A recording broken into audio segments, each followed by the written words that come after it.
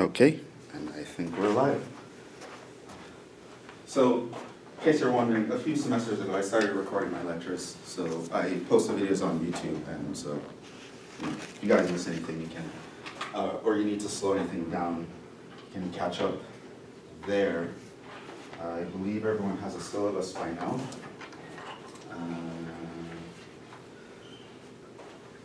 So, as you can see here, my name is Jhevon Smith. It's okay, you can call me Jhevon. I don't know why I wrote my name, it's here. It's just a force of habit. But I'm very happy to see you guys. Like, I've been teaching for like 10 years. This is literally like the second time I've had a class this small. And it's awesome. Like, I love teaching, I love my students, but small classes are better. When you have too many students, it sucks because grading sucks. So I'm very happy. I was there wishing, oh, please don't let anyone else register. Please don't let anyone. Yeah, thanks a lot. So yeah, it's good. It's a nice small class, very intimate. I like it. Okay, so I'm actually teaching two sections of this class, so you guys are the ones on top, 9:30 a.m. And that's the room. You also have a recitation section for this class. I believe the recitation instructor, so that's me. The recitation instructor, I don't think it's online yet, but I believe it's Professor Jason. But don't quote me on that. I was verbally told he'll be doing it, but I didn't see it uploaded online. You can see my office hours there. Tuesdays, 2:30 to 4:30, Fridays, 2:30 to 3:30, or by appointment. You can email me at that email address if you need to set up an appointment and see me outside of these times, as well as just contact me in general for anything. We also have my website. I'll be posting material on this website, so that's where you'll go. You'll see a bunch of classes, but you'll be able to select this class. And I'll be posting things like reviews for tests. Whenever I give a test, I'll post solutions here. If I give a quiz, I'll post answers here, and so on and so forth. So you have a lot of material to be using there. Our textbook is Calculus Single Variable by Stewart, where we'll be using the 8th edition. If you do not have the textbook yet, is this on? Yes. Okay. If you don't have the textbook yet, on that same website, I've uploaded the first like 6 sections or so. So you have some time before you have to get it, but you should get that textbook as soon as possible, or get access to it somehow. And that's the math department. That's where the math department is located. It's actually in this building on the 4th floor.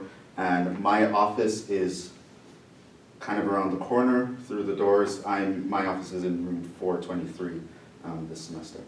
And so what we're going to do today, not really going to cover much material, pretty much going to go through the syllabus, kind of, set the mood, how things are going to work. And with the remaining time, I might start reviewing exponentials and logarithms, or I might just do a little blurb on what calculus is about in general, depending on what mood strikes me. So we're going to go through this together so everyone's on the same page. And yeah, if you have any questions about how things are going to go, or any questions about what we'll be covering here, of course you can ask me. And yeah, let's just jump into it. So this is a typical Calc 1 course, and this is the course description of the topics that we'll be covering: limits, continuity, intermediate and mean value theorems, derivatives and their applications, antiderivatives, Riemann sums, all that nice stuff. It's typical Calc 1 stuff. We do throw in some log and exponential functions, which you may or may not have seen in Calc 1, so I will talk about those as well. Calculators, only scientific calculators will be permitted, so no graphing calculators, no cell phones, etc. Again, typical grading chart, and this is how I'll be assigning your grades. You can find out more about the grading chart and the grading system at that website. And a copy of the syllabus is also uploaded on the website mentioned here, and these are clickable links, so you'll be able to go to any website here right away. Grade breakdown for the class.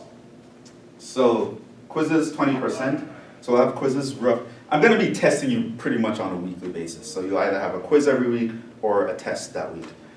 So quizzes will count for 20% of your grade. Homework is 10%, and we'll talk a little bit more about that. That'll be submitted online. Participation, 5%. Mostly attendance. I'll be taking attendance every class, so that actually counts towards your grade. So make sure you show up. And you have 5% just for showing up and breathing. So this eraser has 5% just for being here. So that's nice. Tests, we will have 2. They're not cumulative. We'll talk about when they'll show up and what they'll cover pretty soon. And the final exam is cumulative. It will cover everything we've talked about in the entire course, and that's worth 35%. Moving on. Makeups. In general, there are no makeups unless you have a really good reason. So if you miss a test or you have to miss the final, just let me know and we'll try to figure something out. I will be dropping some of the quizzes and the homework, so if you miss a quiz or a homework, no makeup for that. I'm just not going to deal with it. It's dropped and move on. And as I mentioned here, attendance is very important. I will be actually giving you credit for attendance, so make sure you show up and show up early. And yes, so I have a policy on whether you will be excused for an absence or not. Make sure that within a day or so of an absence, you email me and let me know what's going on. You can send me your doctor's note if you have one. Or you should at least notify your dean's office and they can be in contact with me. But somehow you need to let me know when you're absent and why. And if you get too many unexcused absences, you would automatically kind of fail the class with this grade called a WF. So it's kind of like a withdrawal unofficially kind of thing. So basically if you ghost the class, you can get that grade. So show up, and if anything's going on that you can't be here, let me know. Okay, so that was the fun stuff. Moving on, work ethic. Very important in this class. So I expect you not to slack off. It will be a lot of work. How many of you have taken calculus before?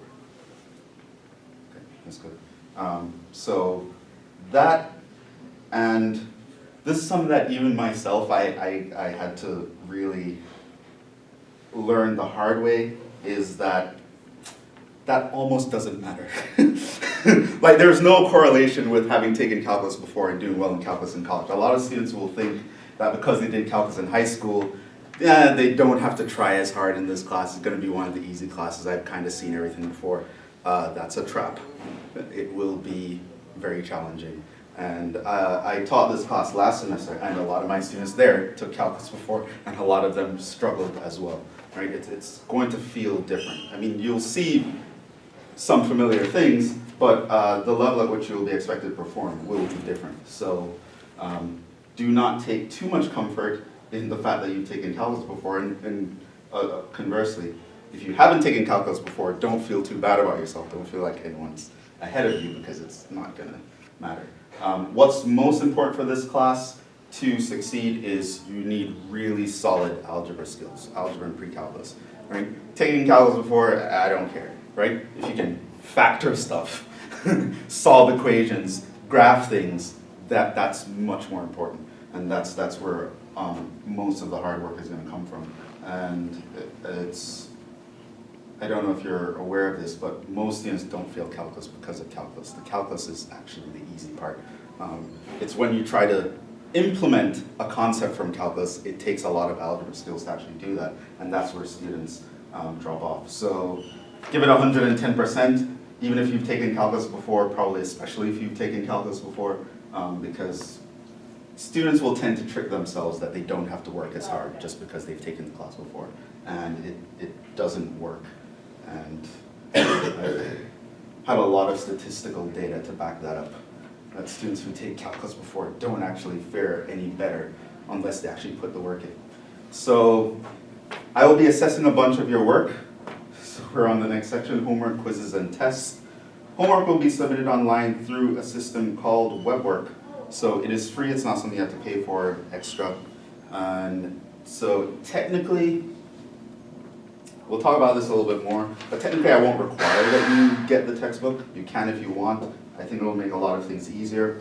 If you don't even want to get the textbook, you will be able to go to the tutoring center and get it there, and probably get it at the library as well, to borrow. So technically what you do need though is web work, but that's free. And I will give you instructions on how to access it here. So right now it's not up and running. I still have some things in the back end to do, but as soon as that's up and running, I'll let you guys know, and you will follow these instructions to actually sign up. So you go to this website, click on that class, and you would log in with your Fordham email username and password. And those are the requirements. It'll be all one word, lowercase. There's a little funny video attached to that. Yeah. So I'll talk a little bit more about that when the time comes. But yeah, pretty much after I cover each topic, I'm going to post homework due for that topic, and you would submit it through here. And that's kind of the minimum amount of homework I expect you to be doing. Quizzes, again, given every week. I'll drop the lowest 2 grades. In general, quizzes will be short answer, kind of fill in the blank kind of thing, just very quick questions. And so not too much partial credit on the quizzes, for example. It's just going to see if you kind of understand things. Quizzes will be given in the recitation section, so that's kind of what you'll be doing in recitation. So I'll lecture to you and talk to you all the time, and then when you go to recitation, Jason will pretty much just give you a quiz to do. That's kind of how it's going to go. And your recitation, as you see here, is tomorrow at 1:30 in JMH 406. Okay, what else? Test, also given during recitation. For test though, you will have to show all your work. You'll get partial credit for that. And there will be, as I said, 2 during the whole semester. And roughly the dates are in the table that we'll be covering so far. Final exam is cumulative. That one's going to be about 2 hours long. Each test will be about 1 hour long. Expectations when it comes to homework, quizzes, and tests. It's something that kind of doesn't make any sense, so when I hear students complain about this, so I just wanted, I put this in the syllabus so you're not surprised by it. The learning journey is not going to be homogeneous, so you'll have students complain sometimes, well, the homework is not like the test. Like, it's not supposed to be, right? Different things will test you at different levels, right? A homework will assume that you're a noob and you don't know anything and you're just approaching the topic. A test is not going to have that same assumption. So do not expect them to be at the same level. You will know what to expect because, as I said, I'll post practice problems and things like that for you to do, as well as working through the homework will give you an idea of what to expect when the time is coming. Prerequisites, remember all the math you've ever done before this, very important. Math builds on each other, so if you're not good at algebra, you're going to have a very difficult time in this class. Having a little bit of pre-calc knowledge is good too, but other than that, it's probably, because tomorrow will probably be your first quiz. I know I haven't taught anything yet, but it will be on prereq material, so maybe I should talk about some of that.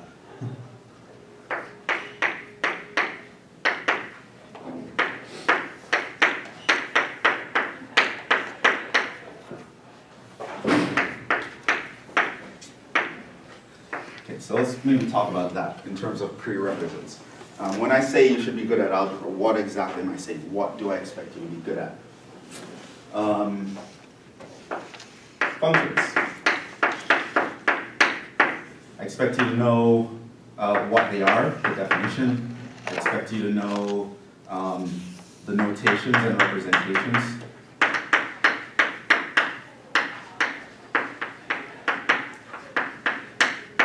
Right, so if I write something like f of x equals x squared, I expect you to know what that means. I expect you to know how to create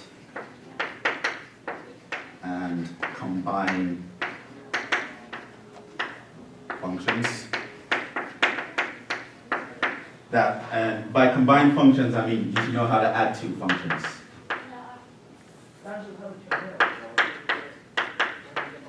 Add, subtract, multiply, divide functions, and all the consequences of that. So for example, if you divide one function by another, you should know that that new function is only defined when the denominator is not 0, etc.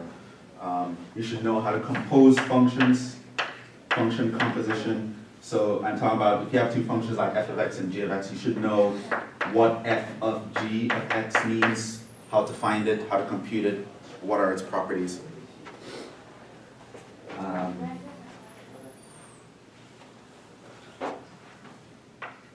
When create, also, you can create new functions from old functions using these operations, and I expect you to be able to be good at these operations.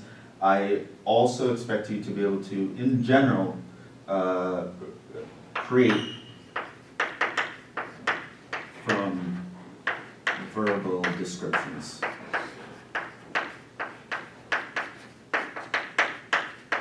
Right, so a lot of the times in this class we will be doing word problems, so I expect you to be able to read a sentence and come up with functions that will describe what the sentence is describing.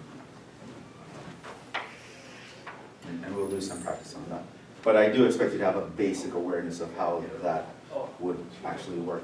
So I expect you to know a lot about functions, including graphs,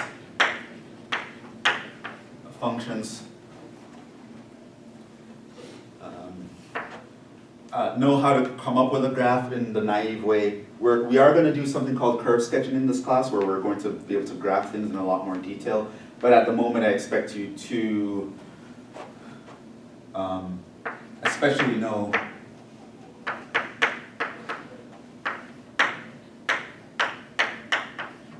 graphs of common functions. So things like y equals x, y equals x squared, y equals x cubed, y equals square root of x, y equals absolute value of x. Pretty much any straight line, y equals mx plus b. So know how to deal with a straight line. Know how to deal with quadratics. Know how to deal with y equals ax squared plus bx plus c. Know how to graph something like that. Know how to find its intercepts. And all that stuff. Know how to find its vertex. Know the quadratic formula.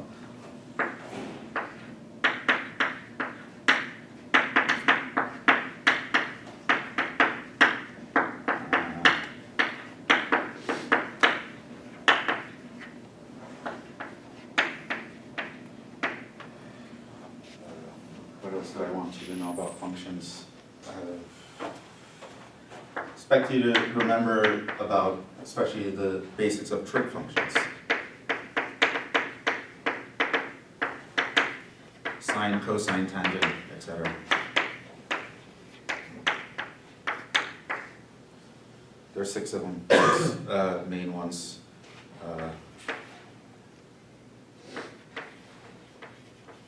Cosecant, cotangent,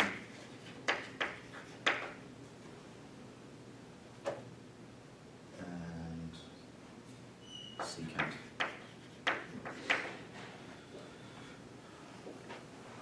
So I expect you to know about functions. We are going to be dealing with functions a lot. So I expect you to remember some of the basic ones, remember how they work, what they mean, how to find the domains and range of functions.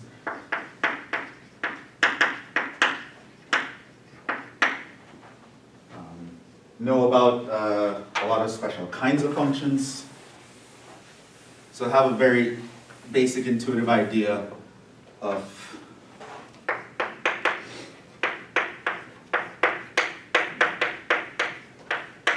like what is a polynomial, what is a rational function.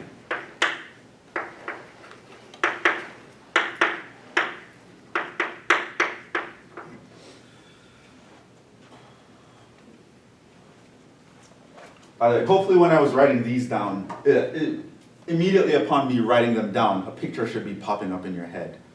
Hopefully it's the right picture, but it should happen almost immediately. If it's not happening immediately, You should pretty much associate each of these expressions with an image in your head. I'll expect you to be able to do that.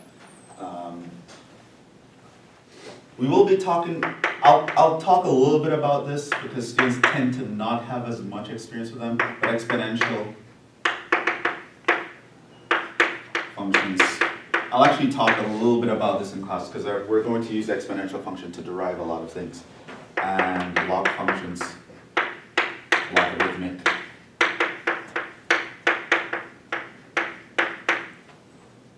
So probably don't have to remember too much about this right now because I'm not going to test you on this before actually going over it in class. But I expect to throw any of these at you at any given time, and you should be able to deal with it.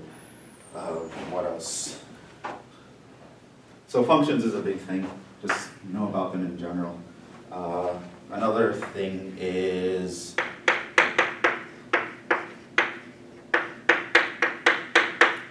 algebra skills. How to solve basic equations. How to manipulate.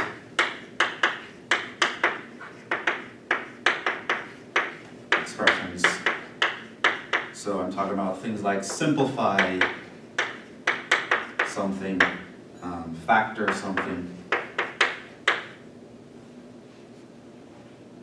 Know that one of the most basic techniques in solving equations is bringing everything to one side so that there's zero on the other side and factoring that side and then setting each thing to equal to zero. Things like that I expect you to know and remember.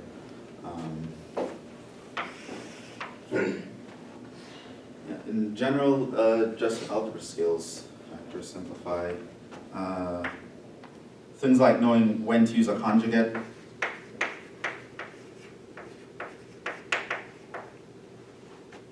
Simplify something. Computing difference quotients.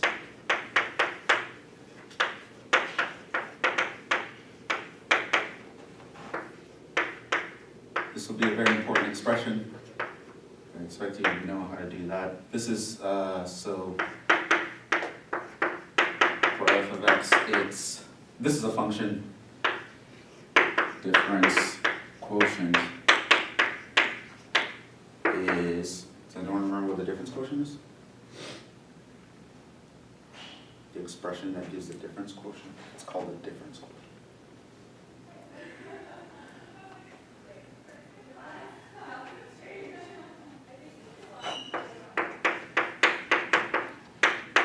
This expression,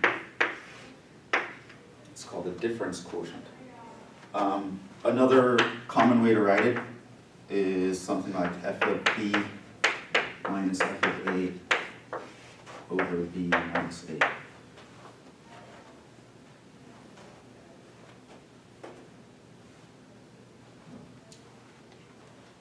So if I give you a function, ask you to compute the difference quotient, you should be able to do it. So something like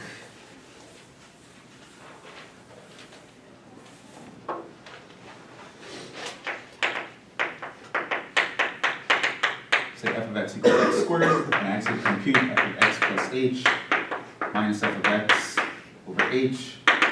What would that look like here?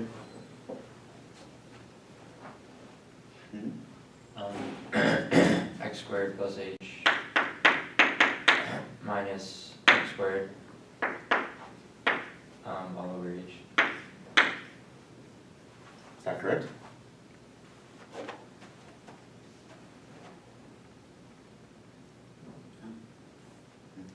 It's not correct. What's the issue here?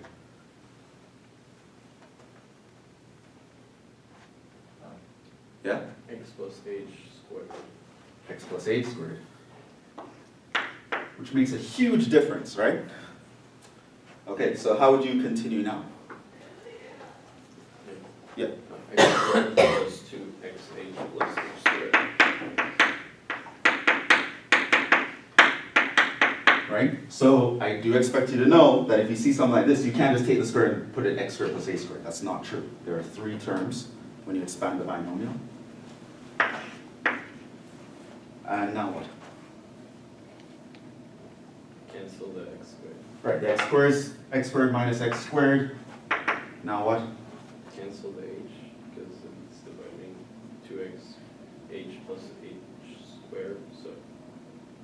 How would you cancel the h? Like, it's dividing two terms that have h in them. Okay. So the right way to do it is to factor out the h, because you can't cancel across sums, right? Yeah. And then, that's a blasphemy, we'll get to that soon. Then you'll be able to cancel the h's. And by the way, simplifying a difference quotient means you want to cancel the denominator. The reasons for that, we'll see why later. And so this will be the expression.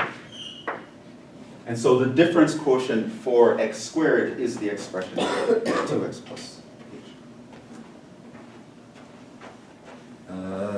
What else?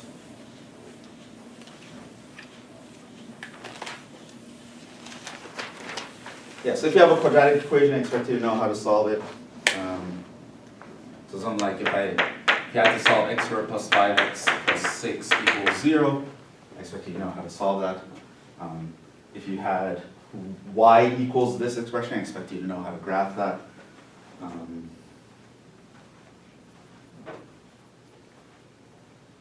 Yeah, things like that. I also expect you to know, as I said, about trig functions, what their graphs look like, what their values are at special angles. So, a lot of algebra, a lot of algebra.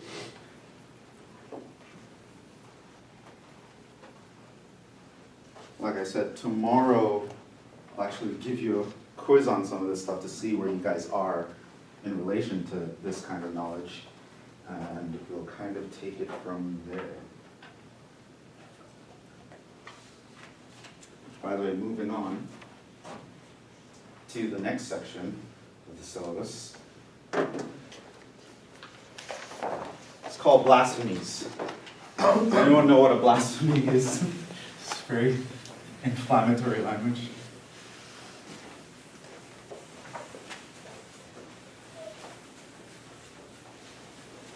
Does anyone know what a blasphemy is? It's like something extremely wrong and like inappropriate kind Is something what? of. Extremely wrong and inappropriate.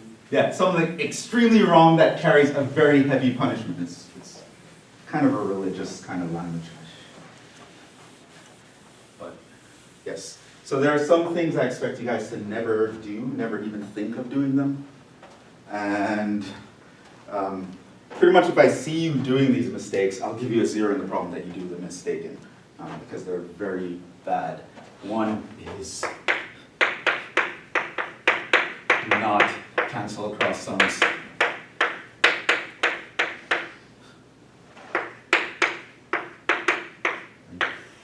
So let me describe each of these to you so you can't say, oh, I didn't know that's what you meant, I couldn't do.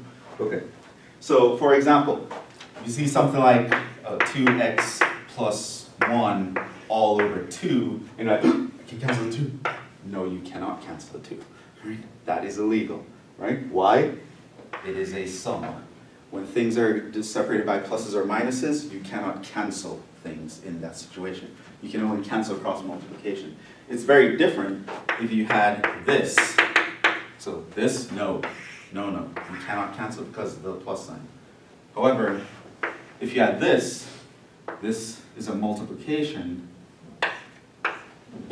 That's okay. You can do that, right? You cannot cancel across things that are separated by pluses or minuses, which is why over here, when we had that thing that was like really 2x plus h squared over h, I didn't start canceling stuff yet. I first factored out the h and then I canceled, because canceling across a plus sign is illegal.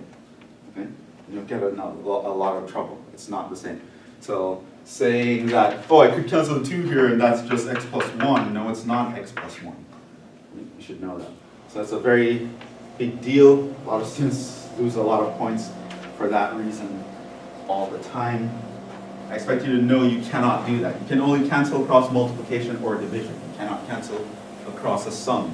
So if you want to cancel, things have to be in a special form, and you need to use your algebra skills to put it in that form. Another thing you must not do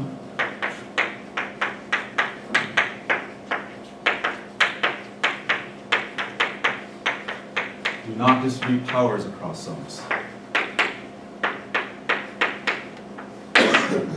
So if you say something like, oh, x plus 2 all squared is x squared plus 4, it is not x squared plus 4. Right? What is x squared plus 2 all squared? What does that mean?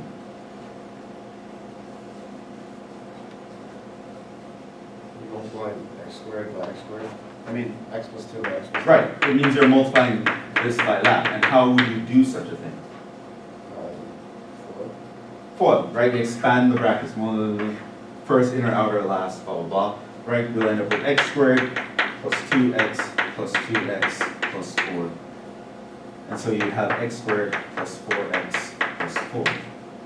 Another way you should remember, at least I kind of expect you to remember, is there are shortcuts for this. Like this kind of expression is something that you should be familiar with. It will always be a squared plus 2ab plus b squared.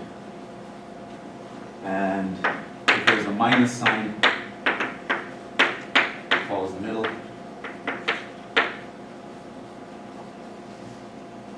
So you should understand that you can't just take something and put it here. Another way that this shows up that students often mix up is with radicals. So if you had something like that, and you go, this is x plus 2, it is not x plus 2, right? Because remember, radicals are just powers as well, right? What does a square root mean as a power? It's a half power, right? So when you see this,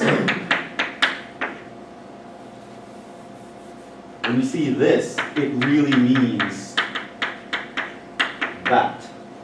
And so for you to write this is saying that you can take this half, put it here, take this half, put it here, and you cannot. That is illegal.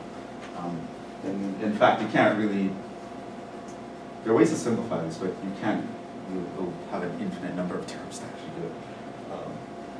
So you should know you can't distribute a radical across a sum, you can't distribute a power across a sum. You can only do it across multiplication. And we'll talk about that a little bit more as well. So do not do these, they're very illegal, and I will punish you heavily for doing them.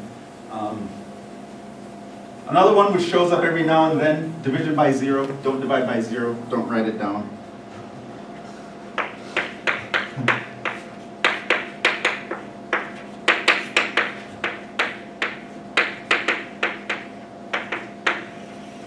A lot of students think that division by 0 means it's infinity, or they come up with some other expression for it. Division by 0 is not defined, it's nonsensical, it makes no sense whatsoever. There will be cases where we come super close to dividing by 0. When we talk about limits, you'll see that, but it can never actually be done, right? So I don't want to see you write something, or blah, blah, blah, okay, 2, oh, divided by 0, and you're like, infinity. Like, I will completely just destroy you for doing that. You cannot write that. We'll talk about things that are very close to that when the denominator is approaching 0. So expressions like these, in general, would be okay if you put a little plus sign here, or a little minus sign here, but we'll talk about what that means when it comes. So this means it's not 0, but it's close to 0, like super close to 0, but it's slightly positive, it's slightly bigger than 0. It's not actually at 0. Where this is like, it's super close to 0, but slightly smaller than 0, right? And that can mean something. And this we could say, technically, is positive infinity, and that we could say is negative infinity. But we'll deal with that later. But dividing by the number 0 itself cannot be done. So if you see that happening, it is an issue that I expect you not to gloss over. It is something you have to deal with very carefully. Division by 0 is a very serious thing.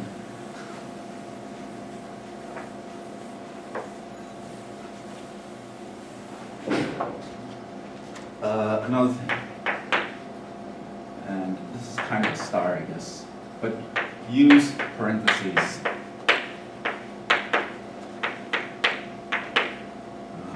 Don't be lazy. What I find here is that a lot of times students will know when they should be using parentheses, but they just, for some reason, decide not to do it, and they end up in a lot of trouble because of it, right? So they will see,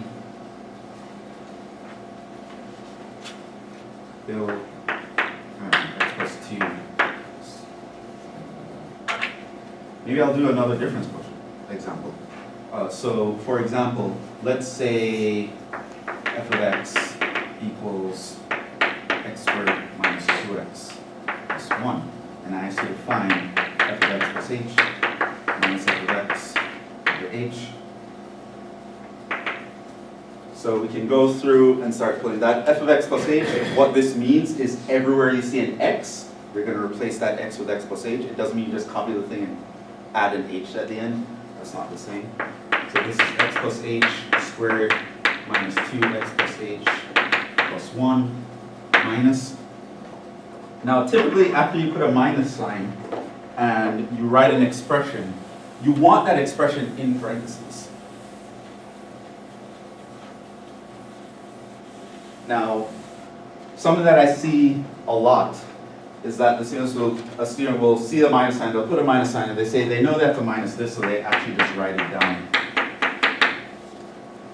all over h. So that would be like the first step, right? But they kind of know that really that's technically not correct.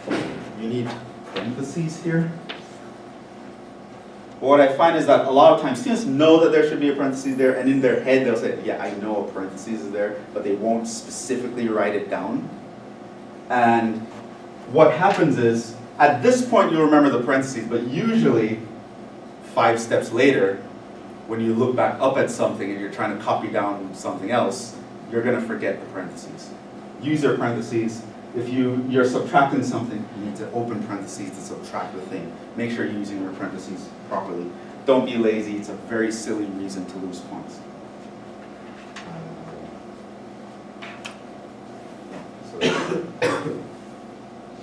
So as you will see,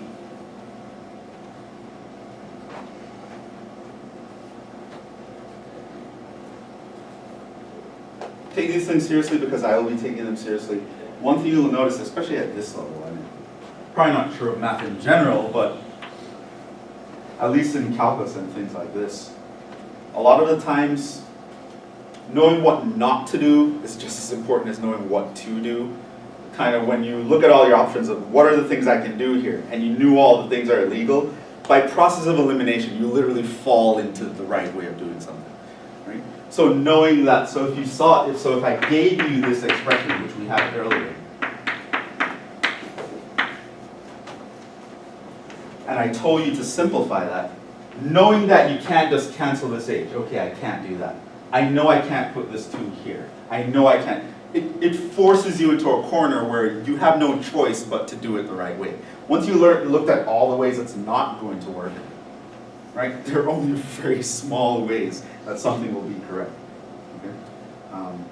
So just knowing what won't work, then hopefully you'll remember that formula that I wrote here, but if not, you can know that, oh, I have to think of it this way and just FOIL. Take you a little bit longer, but you will do the right thing. Right? So that's important.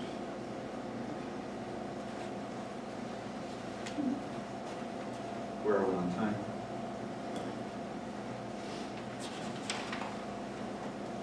Taking a bit longer than expected, but I think we're fine. I didn't plan on doing much today anyway.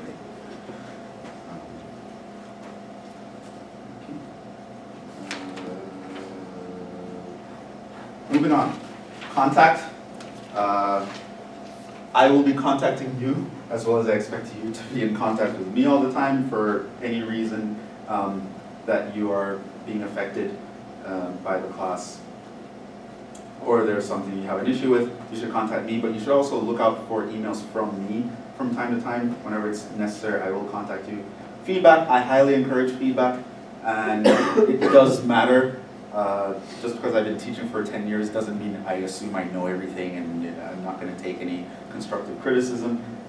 Just if you have something that you need to say while the class or how it's going to be run, I will listen and I will take it seriously. Just be constructive. So don't just say like, your teaching sucks. You know, say your teaching sucks because. You know, I think you should do this or whatever. Okay. So feedback is very important. In fact, one of the reasons why the web work is not fully set up yet is because I completely changed everything from what I was doing last semester because of student feedback.